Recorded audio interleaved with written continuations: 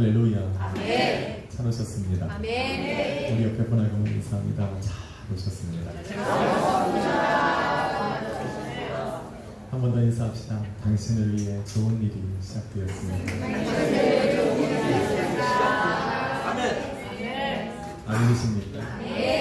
좋은 일이 오늘 예배 속에 일어나리라 믿습니다. 아멘. 한번 제목을 따라 읽습니다. 기적의 현장에 있는 사람들. 아멘. 교회란 예수 그리스도의 몸이라고 우리는 믿고 있습니다. 아멘. 그래서 예수 그리스도의 이름으로 모여 예배하는 이 자리는 바로 예수님께서 임재하여 계시는 곳이고, 예수님이 이곳에 계시기에 성령께서 일하시는 자리입니다. 성령께서 일하시기 때문에 하나님께서 받으실 만한 예배가 드려질 수 있는 것이고, 또한 성령께서 예배 가운데 역사하여 주심으로 예배는 기적의 현장이 될 수 있습니다. 아멘. 그 기적을 오늘 예배 가운데 체험하시기를 예수 그리스도의 이름으로 축원합니다. 아멘. 그러게 예수님께서 함께 하시고 성령께서 역사하시는 예배 가운데 또 기적의 현장에 있는 것만으로도 진짜 한없는 은혜이고 감격입니다. 아멘. 그런데 성령께서 역사하시는 그 기적을 눈으로 보고 삶으로 체험할 수 있는 그 사람은 더욱더 복된 겁니다. 아멘. 오늘 여러분이 바로 그런 분이 되기를 너무나도 소원합니다. 아멘. 오늘 인사합시다. 당신이 바로 그분입니다. 당신이 바로 그분입니다. 아멘. 꼭 체험하십시오. 아멘. 어떻게 하면 그 주인공이 내가 될 수 있을까? 저와 여러분이 읽은 본문은 저와 여러분을 가나안 땅에서 일어난 혼인잔치로 초대하고 있습니다. 지금도 그렇지만 당시의 유대인들에게 결혼이라고 하는 것은 굉장히 중요한 시간입니다. 예수님께서 마태복음 19장 6절에 하나님께서 짝지어 주신 것을 사람이 나누지 못할지니라 라고 이야기하는 것처럼 하나님의 말씀을 철저하게 따르고자 했던 유대인들에게 결혼이라고 하는 것은 굉장히 중요합니다. 그래서 혼인잔치가 벌어지면 동네 사람들을 모두 초대하고 하루가 아니면 며칠 동안 혼인잔치가 그 집에 벌어졌습니다. 그래서 그곳에 모인 사람들은 신랑과 신부를 축복하고 또 그 자리에 함께 자고 먹으면서 그 잔치를 즐기고 있는 겁니다. 지금 바로 그 자리에 마리아와 예수님과 예수님의 제자도 초대를 받아 간 것입니다. 그런데 그런 축하의 자리에 포도주가 떨어진 겁니다. 포도주가 떨어져 흥해야 할 혼인잔치가 파장의 분위기로 흘러갈 때쯤 마리아가 예수님께 찾아와서 포도주가 떨어졌다고 이야기를 하고 해결해달라고 부탁을 합니다. 그리고는 함께 있던 종들, 하인들을 데리고 가서 예수님께서 너희에게 뭐라고 말씀하시던지 너희들은 그대로 행하라. 자기는 딴 데로 가버렸어요. 그 혼인잔치에 이제 책임이 누구한테 전가된 것입니까? 예수님께 전가됐어요. 그래서 예수님은 자기 앞에 서 있는 그 하인들에게 말씀하시기를 저 돌 항아리에 물을 가득 채우고 그것을 연회장에게 가져다 주라. 10절에 보니 물로 된 포도주를 맛본 사람들이 하나같이 이르기를 좋은 포도주를 이제야 내왔다라고 그 신랑에게 칭찬을 내뱉고 또 기쁨으로 그 포도주를 마시는 것을 볼 수가 있습니다. 저는 주님께서 행하신 이 첫 번째 표적이 일어난 이 이야기를 읽어나가면서 그 자리에 모여있던 사람들을 생각해 보았습니다.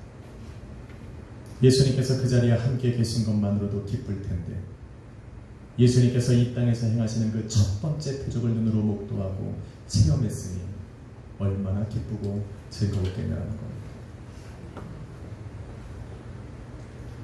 그런데 예수님과 함께 있고 또 주님께서 행하신 그 표적을 기적의 현장에 있었지만 그곳에 모인 모든 사람들이 동일한 은혜와 감동과 감격을 받은 것은 아닙니다. 저는 분명히 예배가 바로 기적의 현장이라고 얘기했습니다. 아멘. 그러게 예배의 현장 속에 우리는 다 같이 부르심을 받고 초대를 받아 나와 있지만 모두가 다 동일한 은혜와 감격으로 돌아가는 것은 아니라는 말입니다. 어떤 사람은 인생의 문제를 해결하고 기쁨과 감격에 차서 돌아가고 한 주간 살아가는데 그것이 나의 삶의 기쁨이 되고 힘이 되어서 능력으로 살아가는가 하면 어떤 사람에게는 예배가 지루하고 따분하고 정말 천국은 가야겠고 지옥은 갈 수 없고 저 사람은 가는데 나라만 남겨질 수 없으니 어쩔 수 없이 정말 이 자리에 남아 있을 수도 있습니다.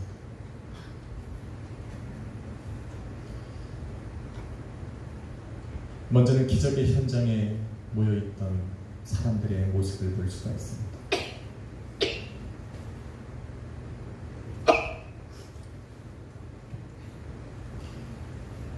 이들은 예수님께서 행하신 표적으로 기뻐하는 사람들입니다.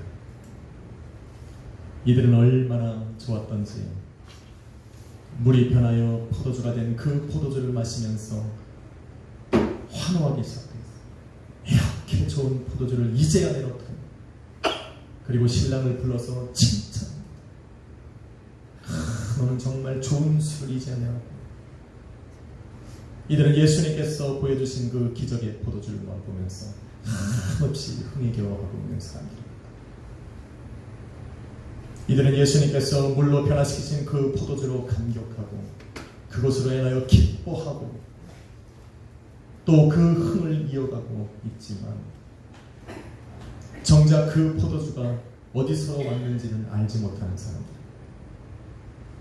그 사람들은 예수님과 함께 있었지만 예수님이 어떤 사람인지를 모르는 사람들입니다. 그 포도주가 어떻게 만들어지고 어떻게 자신들에게까지 왔는지를 전혀 모르는 상태에서도 그냥 그 포도주가 좋은 겁니다. 그 포도주에 취해서 그 어떤 것도 생각하지 못하는 사람들. 많은 사람들이 그렇게 살아갑니다. 얼마나 많은 사람들이 자신들을 위해서 헌신하고 기도하고 자신들을 위해서 십자가를 지고 가는지 전혀 상관하지 않은 상태에서 자기의 평안만을 누리는 사람들. 그냥 내가 좋은 거면 만족하는 거. 내 삶에 일어나는 일들이 자기 입에 달면 그것으로 만족하는 사람들. 누군가를 위해서 자기가 헌신하고 기도하고 십자가를 져야 되는 것은 도대체 생각할 수가 없습니다. 연회장에 포도주가 떨어졌는지 그들은 상관없습니다. 자신들의 입속에 맛 좋은 포도주만 들어가면 그들은 흥에 겨워 살아갈 수 있는 사람들. 이런 사람들에게는 큰 위험이 도사리고 있습니다. 이들은 항상 표적에 취해 있어야 한다는 겁니다. 그래야 기뻐하는 사람들. 포도주가 떨어지면 언제라도 불평하고 원망하고 실망하고 낙심할 수 있는 사람들이 바로 이런 사람들입니다. 자신이 원하는 것을 얻으면 기뻐하고 즐거워하지만 자기가 원치 않는 상황에 이르고 삶의 고난이 조금이라도 다가오면 언제라도 믿음에서 떠나서 그 자리를 떠나버릴 수 있는 사람들. 예수님이 그 자리에 계시지만 포도주가 떨어지면 그 자리에서 언제든지 일어나서 떠나버릴 수 있는 사람들이 이런 사람들의 부류입니다. 하나님께서는 400년 동안 애굽에서 종로를 타던 이스라엘 민족들을 데리고 나오셨습니다. 그리고 적과 꿀이 흐르는 저 가나안 땅을 약속을 지면서 그들을 인도해 가기 시작했습니다. 그들이 걸어가야 하는 잠시 광야의 길 속에 그들의 마음은 수시로 물을 보면 기뻐하고 마실 물이 떨어지면 조금도 못 참고 불평하고 원망하고 모세를 향하여 돌을 던지려고 합니다. 먹을 것이 없어 하나님께서 만나를 내려주셨는데 만나를 먹으면서 고기를 달라고 원망합니다.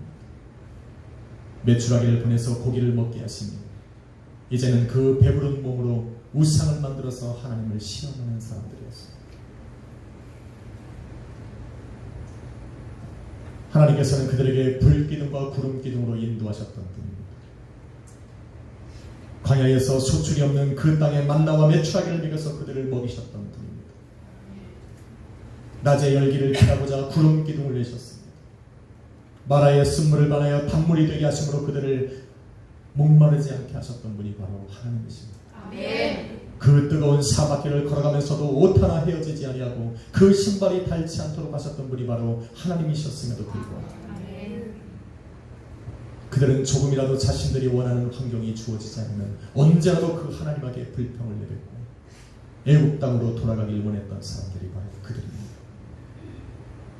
그들에게 기쁨이란 자신들이 원하는 것을 얻을 때뿐이었습니다. 그래서 그들은 그들이 기쁨에 있는 그 광야에서 죽임을 당한 겁니다. 이런 사람들은 오늘날에도 흔하게 찾아볼 수 있습니다. 기도의 응답을 받으면 기뻐하지만 응답이 더뎌지고 삶의 고난이 조금이라도 다가오면 언제라도 믿음과 신앙을 버리고 떠나갈 수 있는 사람들, 이런 사람들이 바로 그 포도주에 취해 있는 사람들입니다. 한번 인사합시다. 당신은 이런 사람이 아닙니다.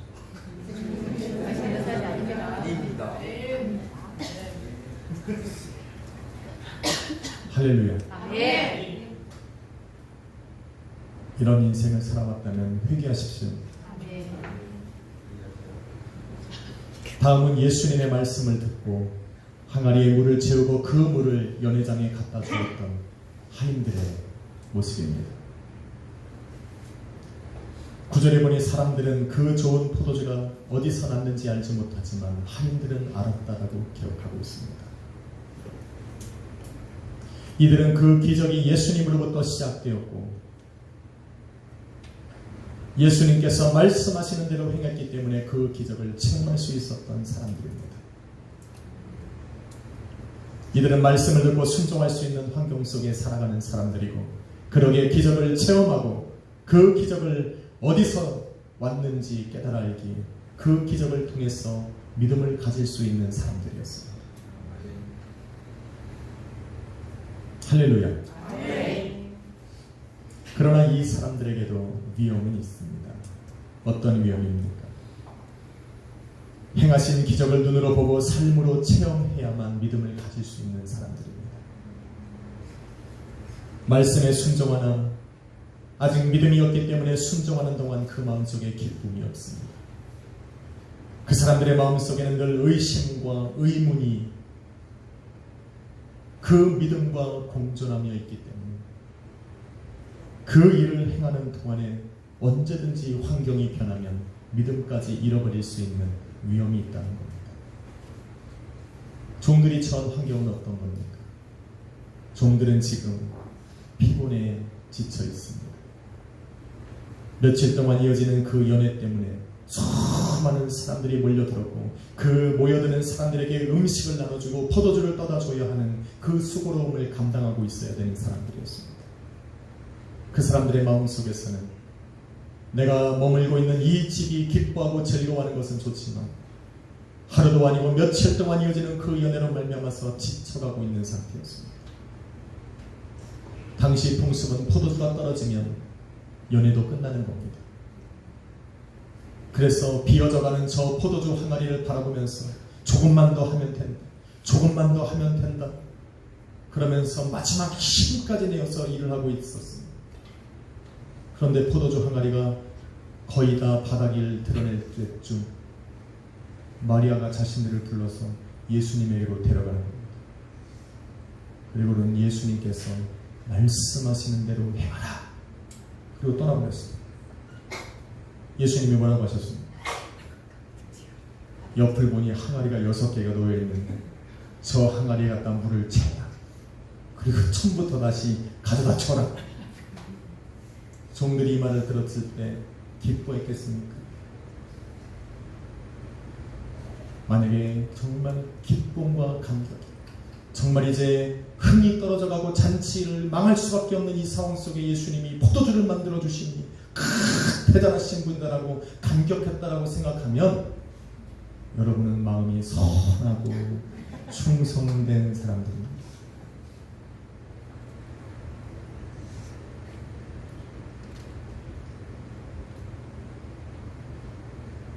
그래서 예수님께서 그들에게 말씀하신 그 음성은, 그 말씀은 그 사람들의 마음속에 결코 기쁨은 아니었습니다. 여러분, 영어 성경에 보면 그 옆에 세워진 돌 항아리는 영어 성경에 30 게론이라고 하죠. 게온이 아닙니다. 게론, 30게론이 들어가는 항아리다. 30게론을 오늘날로 계산을 하면 한 게론이 4리터쯤 됩니다. 정확하게는 3.78 리터입니다. 그래서 반올림을 하면 3.8리터.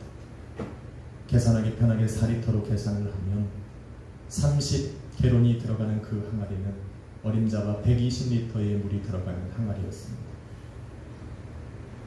그 항아리가 6개 놓여 있는데 그 항아리에다 갖다 물을 채우라고 합니다. 그런데 더 큰 문제는 그 물을 길러야 하는 그곳이 그 마을 밖에 있었어요. 요즘처럼 수도꼭지를 틀면 나오는 그런 환경의 사람들이요. 그 물을 뜨기 위해서는 그 물 그릇을 가지고 몇 번을 날러야 그 항아리를 채울 수 있는 상황이었기 때문에 지금 피곤하고 지쳐있는 그 종들의 그 환경 속에서 예수님께서 하신 그 말씀은 결코 쉬운 일이 아니었어요. 그렇다고 해서 순종하지 않을 수 있는 환경도 아닙니다. 왜? 자신들의 일이었기 때문에. 그렇게 지치고 피곤한 몸으로 예수님께서 말씀하신 대로 행하기 위해서 아구의 물을 채우고 그 물을 갖다 연회장에 갖다 주었습니다. 분명히 인서 같으면 불평했을 거예요. 아빠가 왜 저래? 목사님이 왜 이렇게?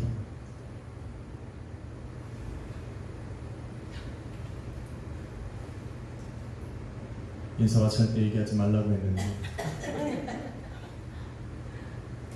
페이스톡을 하면서 머리에 염색을 했더라. 염색을 잘못해서 이마가 뻘겋어요. 해본 분들은 다 알겠지만 흘러내렸습니다. 이 얘기도 하지 말라고 했는데 얄미워서 합니다. 왜 불평이 안 나오겠습니까? 내 몸이 건강하고 내 환경이 좋으면 주님께서 말씀하시는 것도 척척 할 수 있습니다. 내 몸이 좀 불편하고 내 환경이 어려워지고 내 삶이 지쳐있는 상태라면 그 어떤 자그마한 말씀도 순종하기가 참 어렵습니다. 지금 종들의 환경이 그렇습니다. 그런데 자신들이 떠다 준 물을 연회장에 갖다 주고 나니 그 포도주를 마신 그 사람들의 반응을 보고 이 종들이 놀라는 겁니다. 그 물을 먹은 사람들마다 이구동성으로 얘기하기를 참 좋은 포도주를 넣었다. 아, 어디서 이런 포도주를 지금까지 감추고 있다가 이제야 내놓냐라고 칭찬을 하는 걸 바라보면서 어니벙벙합니다. 자신들은 분명히 물을 떠다 주었는데 그것을 마신 사람들은 전부 다 포도주에 감격하고 감동하고 그때야 비로소 예수님이 누구인지를 깨닫게 된 겁니다. 예수님이 어떠한 일을 행하실 수 있는 분인지를 그때야 비로소 믿기 시작한 겁니다. 이러한 사람들은 바로 표적을 봐야만 믿을 수 있는 사람들. 순종하는 가운데서는 마음의 불평과 원망과 짜증이 가득하지만 그 말씀에 순종할 때 그 엄청난 기적이 일어나는 것을 바라보면서 드디어 예수님이 어떤 분이신가를 깨달아 알 수 있는 사람들, 그런 사람들이 바로 종들과 같은 사람들. 이 사람들에게 위험이란 언제든지 환경 때문에 믿음을 잃어버릴 수 있는 사람들. 그 믿음이 일어나기까지 이 사람들은 정말 많은 이 순간을 넘어야 합니다. 말씀에 순종할까 안 할까. 그래도 순종해야 하기 때문에 그 마음속에 불평이 가득하고 그 일이 끝나기까지 기쁨이 없이 행해야 하는 그런 위험들이 도사리고 있고, 그래서 그들의 마음은 순종을 하면서도 마음이 불편하기만 합니다. 그러기에 이러한 사람들도 포도주로만 기뻐했던 그 연회장의 사람들과 다를 바가 없는 겁니다. 한번 인사합시다. 당신은 이런 사람이 아닙니다. 당신은 어떤 사람입니까?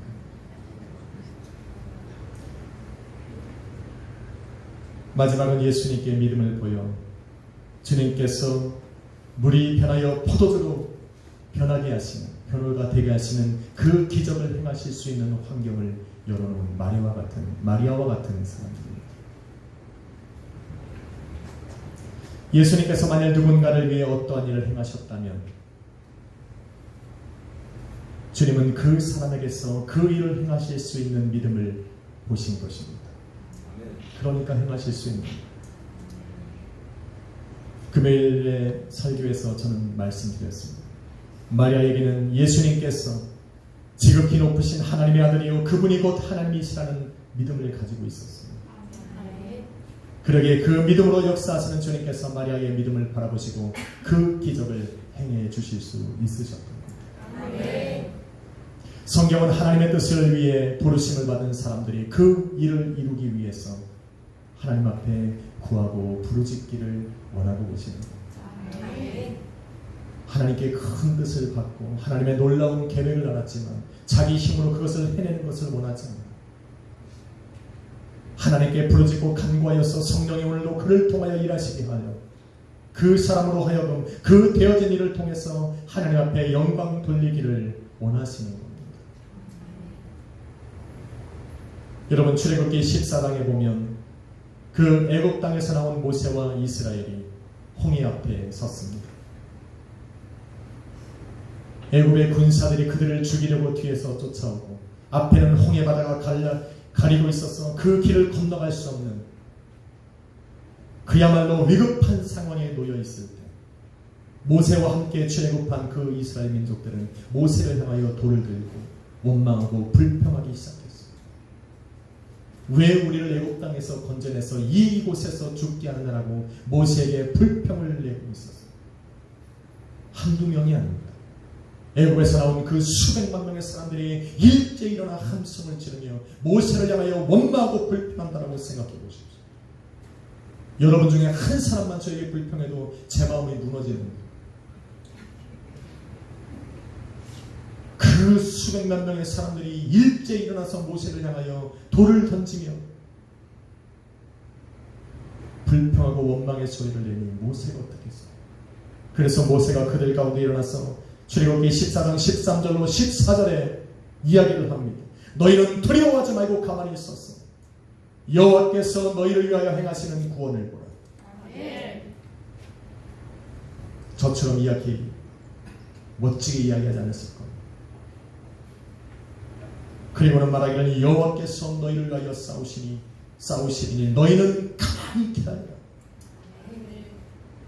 쉽게 표현하자면 좀 입 좀 다물라. 그 분 좀 가라앉히고 좀 기다려보라는 겁니다. 하나님께서 일하실 것입니다.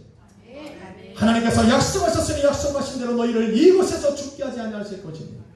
하나님께서 출애굽하며 약속하신 그 가나안 땅으로 너희를 인도해 갈 것이니 너희는 좀 기다리라고 지금 이야기하고 있는 겁니다. 그 얘기를 들었던 그 수백만 명의 이스라엘 민족들은 조용해지기 시작했습니다. 모세는 그렇게 외치고 믿음으로 선포한 것입니다. 그리고 모세는 어떻게 했습니까? 자기가 외친 대로 하늘을 바라보고 있는 겁니다. 모세에게는 하나님께서 역사하실 만한 믿음이 그 안에 있었습니다. 그가 선포한 대로 하나님께서는 그 모세와 이스라엘 민족을 구원하실 수 있는 분이셨고 그런 능력과 권세를 가지신 분입니다. 모세는 그 하나님을 믿고 있었기 때문에 그 자리가 기적의 현장이 될 수 있었어요. 그래서 모세는 하나님을 바라보고 있는 거예요. 하나님을 바라보고 있는 거예요. 정말 자기가 이야기한 대로 가만히 있어서 하나님의 역사를 기다리고 있는 겁니다.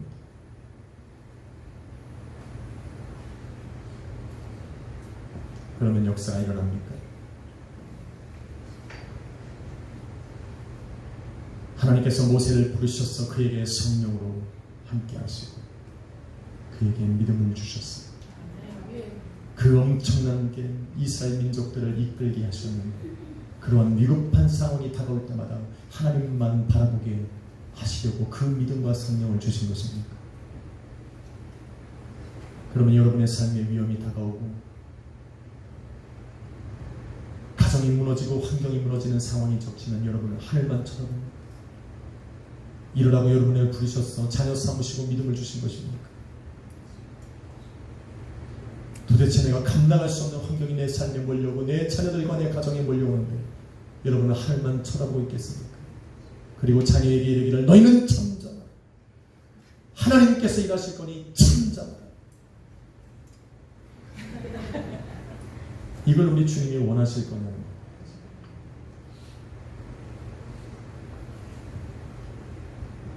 하나님께서 그에게 믿음과 성령을 주시는 것은 그 믿음으로 하늘만 쳐다보게 하시는 것을 원하는 것이 아니라 그 믿음으로 하나님께서 역사하실 수 있는 기적의 현장을 지금 만들라는 겁니다. 그 하나님께 구하고 하나님께서 너희의 기도를 들으시고 응답하시고 믿음을 통해 그 자리를 변화시킬 수 있도록 역사의 현장으로 기적의 현장으로 만들라고 주시는 것입니다. 그래서 하나님이 하늘을 쳐다보고 하나님의 역사하심만을 기다리고 있는 그 모세에게 얼마나 답답하면 말씀하시기를 출애굽기 14장 15절 말씀에 모세에게 이르시되 너는 어찌하여 나만 보고 있다는 거예요. 왜 나만 부르고 있느냐.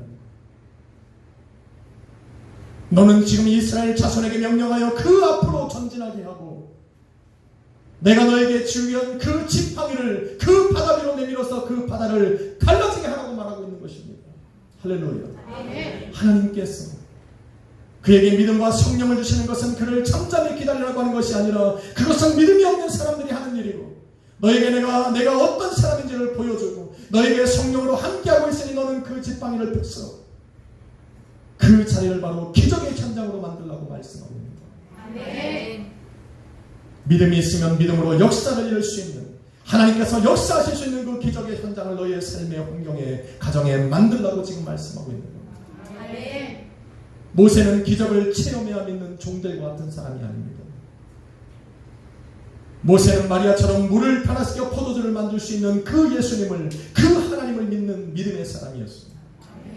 그래서 마리아처럼 종들에게 명하여 예수님께서 말씀하시는 대로 행하라고 그들을 지시하신 것처럼 지금 이스라엘 민족을 가리켜서 너희는 전진하라고 지금 이야기를 해야 하는 사람들이었어요. 나아가 자신은 그렇게 전진하는 사람들 앞에서 그 능력의 지팡이를 든 손을 펴서 그 바다를 가르시는 하나님의 역사를 그 현장에 일어나게 하는 믿음의 사람이었다. 지금 그래야 되는 거예요. 하나님이 모세에게 원하시는 것은 바로 그겁니다. 너가 믿음의 손을 들어서 그 바다 위에 손을 펼치면 하나님께서 너희를 가로막고 있는 그 홍해를 가르치는 역사를 하나님께서 행하시고자 기다리고 준비하고 계시는 겁니다. 그러니까 그렇게 해야 되는 거예요. 그런데 모세가 하늘만 바라.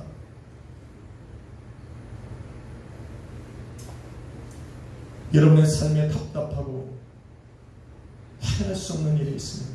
무릎을 꿇어 하나님을 찾아야 합니다. 그래서 여러분의 환경을 기적의 현장으로 바꿔야 합니다. 포도주가 떨어져서 정말로 폐장할 수밖에 없는 그 잔치 자리를 새롭게 흥하게 만들 수 있는 여러분이 되어야 하는 겁니다. 할렐루야. 그러게 우리가 자녀된 공생.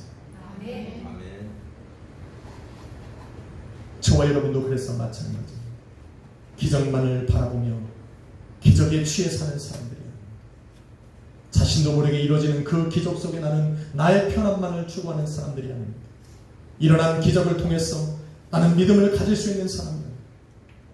우리는 이미 예수 그리스도를 나의 주라 고백하고 예수님이 어떠한 분이신지를 알고 있기 때문에 마리아와 같이 그 삶의 자리를 기적의 현장으로 바꿀 수 있는 사람들입니다. 그러니 모세와 같이 믿음의 손을 펴서 내 삶을 변화시켜야 돼요. 불가능한 상황 속에 하나님께서 역사하실 수 있는 기적의 현장으로 바꿔야 하는 겁니다. 마리아처럼 예수 그리스도에게 사람들을 이끌고 가서 그 자리에서 순종함으로 기적을 체험하게 할 수 있는 사람들이 바로 저와 여러분입니다. 이런 사람들은 환경에 주저앉지 않습니다. 기적을 보든 보지 못하든 그 믿음이 흔들리지 않는 사람이 그래서 하나님께서는 바로 이 사람들을 통해서 역사하시는 것입니다. 아멘. 바로 이 사람들을 통해서 하나님은 일하시고 성령께서는 늘 동행하사 하나님의 뜻을 이루어 가시는 겁니다. 아멘. 한번 인사합시다. 당신이 바로 이런 사람입니다. 할렐루야. 아멘. 이런 분이시오. 아멘. 그러니까 믿음 없는 사람처럼 살지 말라는 거예요.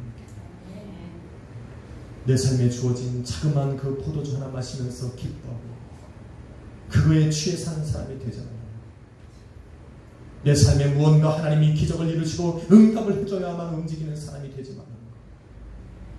여러분은 기적의 현장을 만드는 사람. 아멘.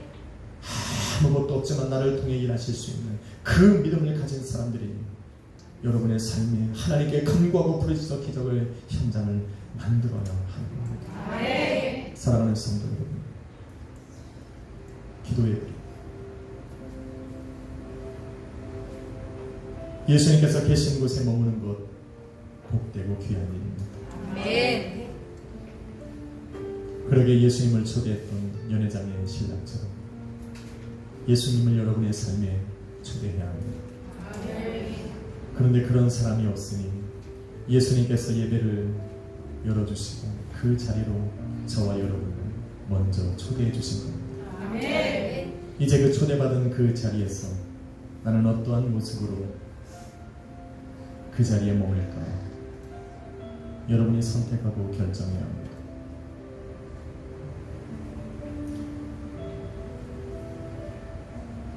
포도주만 있으면 기뻐하고 즐거워하던 그 많은 군중들처럼 될 수도 있고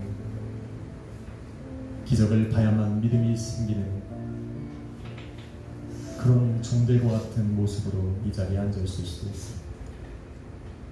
하지만 우리는 그런 사람이 아닙니다. 그런 사람으로 예배에 초대받은 사람들, 우리는 이미 하나님의 자녀가 되었고 믿음으로 세상을 변화시킬 수 있는, 그래서 나의 삶의 자리를 기적의 현장으로 바꿀 수 있는 예수 그리스도의 몸된 교회로 부르십니다.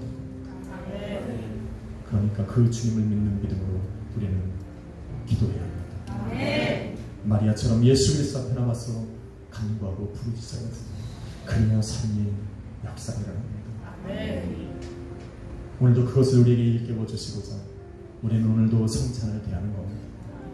성찬을 통해서 기도의 불이 내 삶에 떨어지고 하나님께서 일하실 수 있는 그 기적의 현장이 되도록 만들 수 있는 바로 그 시간이 바로 이 시간입니다. 믿음으로 받으시고 오늘 성찬을 받으며 여러분의 심령 속에 있는 모든 것들을 예수 그리스도 앞에 믿음으로 내려놓고 주님이 일하실 수 있는 환경을 만드시기를 예수 그리스도의 이름으로 축원합니다.